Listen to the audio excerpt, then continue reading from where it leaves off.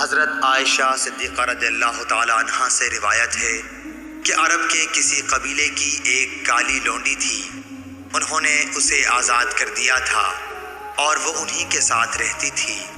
اس نے بیان کیا کہ ایک دفعہ ان کی ایک لڑکی جو دلہن تھی نہانے کو نکلی۔ اس کا کمربند سرخ تسموں کا تھا۔ اس نے وہ کمربند اتار کر رکھ دیا یا اس کے بدن سے گر گیا۔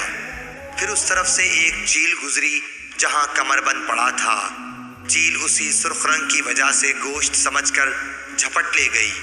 بعد میں قبیلے والوں نے اسے بہت تلاش کیا لیکن کہیں نہ ملا۔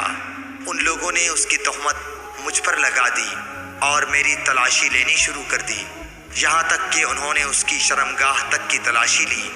اس نے بیان کیا کہ اللہ کی قسم میں ان کے ساتھ اسی حالت میں کھڑی تھی کہ وہی چیل آئی اور اس نے ان کا وہ کمربند گرا دیا۔ وہ ان کے سامنے ہی گرا۔ میں نے اسے دیکھ کر کہا، یہی تو تھا جس کی تم مجھ پر تہمت لگاتے تھے۔ تم لوگوں نے مجھ پر اس کا الزام لگایا تھا حالانکہ میں اس سے پاک تھی۔ یہی تو ہے وہ کمربند۔ اس لونڈی نے کہا کہ اس کے بعد میں رسول اللہ صلی اللہ علیہ وسلم کی خدمت میں حاضر ہوئی اور اسلام لائی۔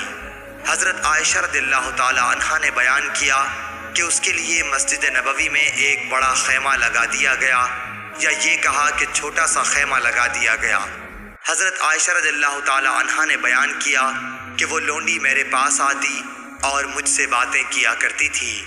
جب بھی وہ میرے پاس آتی تو یہ ضرور کہتی کہ کمربند کا دن ہمارے رب کی عجیب نشانیوں میں سے ہے، اسی نے مجھے کفر کے ملک سے نجات دی۔